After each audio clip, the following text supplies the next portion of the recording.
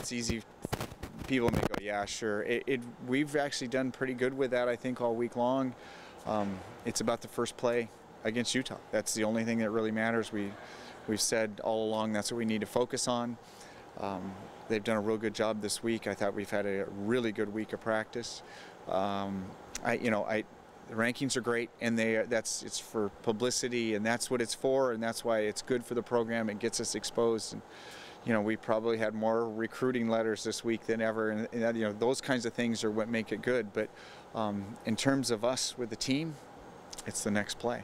I know as a coach you always want to strive for better, but at this point undefeated, one of the only teams in the country that still hasn't lost yet. So how do you maintain that? Is that pressure to maintain that way? How do you well, again, it's we don't even need to think about it. It's the first play against Utah. It's it's a long, difficult season, and we just need to take it one at a time and not worry about what's ahead of us, what's behind us.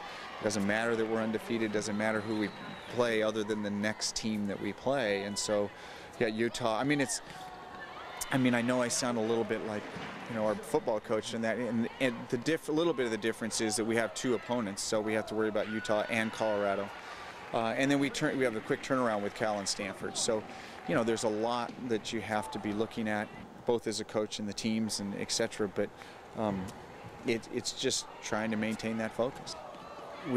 We're looking at the film on Colorado, and the players are looking at the film, and they have access to that. We've only gone through Utah. We'll look at Colorado once we get to that point. They've all looked at it. We know it.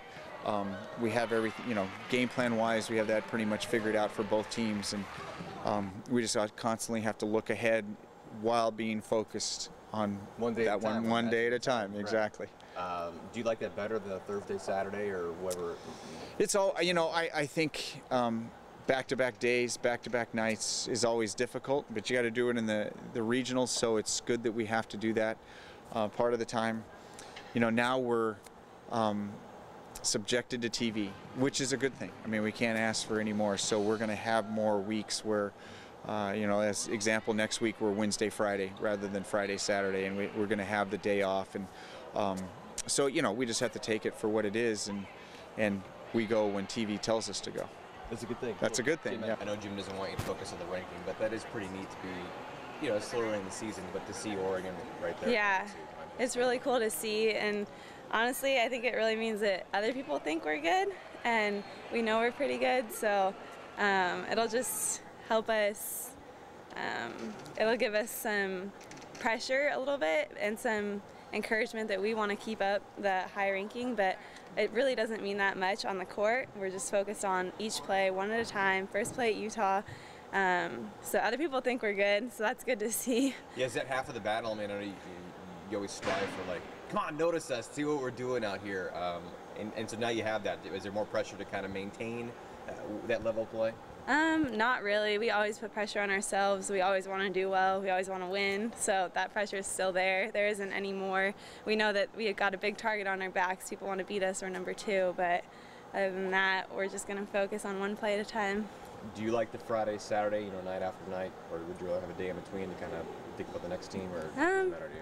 It doesn't really matter that much. I don't know. We still ice bath. Yeah, either night, doesn't matter. Doesn't matter. Yeah. What's been the key to you guys this year to remain perfect so far? One of the only teams in the country left that hasn't had a loss yet. I think it's a lot of our offense with Plum distributing the ball around to everyone, having everyone contribute. I think it's just a really well-rounded team. So that's pretty good for us. Utah's still a relatively new team to you guys. You saw them last year, right? Yeah. Once or maybe twice. Was it twice? We played them twice, yeah. So you don't know as much as you would about a Stanford or whomever else you might play, but what do you know about them? We know they're big, and we know they can beat us, so we're doing our scouting, and we're finding ways that we think we can beat them, and as they are doing to us, so that's what we do every game. And how about the last week? You get the Beavers here, you go down to LA, 2 pretty darn big wins down there. Just kind of encapsulate the week for me, what it was like to do that. It was a great week. I've never beat USC, so that was one of the highlights of my career. So I was really happy. I know I only got one opportunity this year to go play them, and we got it done while we were down there. So that made me really happy. And just the whole team in general is doing really well, and obviously, So it's just about time, and you know, everything came together. I mean, I can just give all the credit to my teammates. They kept me in system almost the entire game, and it made my job a lot easier than it, you know, could have been. And so I just appreciate everyone that made things happen. So. How about you, kind of the distributor a little bit to these guys, and kind of spreading it around? I mean, talk about just kind of the start that you've had it for yourself, and to be recognized from the conference. Yeah. Yeah.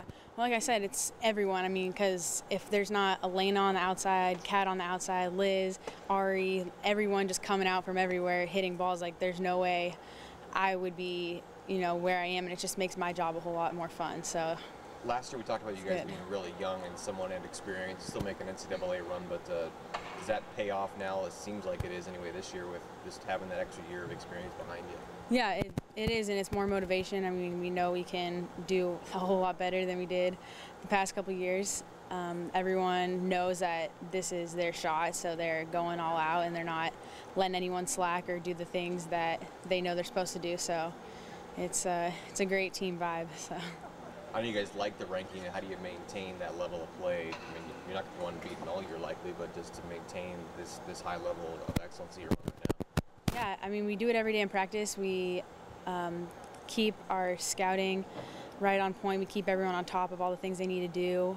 We push everyone every single day. If there's someone on the starting side that doesn't make it happen, they get switched out immediately. And then so that consistency brings in or goes into playing these teams, which helps a lot.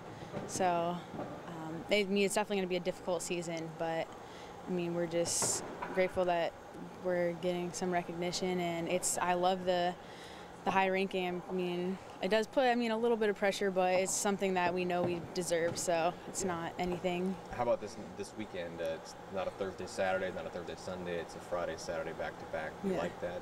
You bothered by that? Are you thinking about well, I've done it all freshman and sophomore year. It's not anything too bad. I love playing. I love just playing games, period. I really don't care when they are.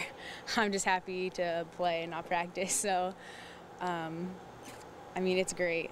It doesn't really affect me too much. Good deal. Lauren, thank you Thank very you. much. Have a good one. Appreciate it. Thanks.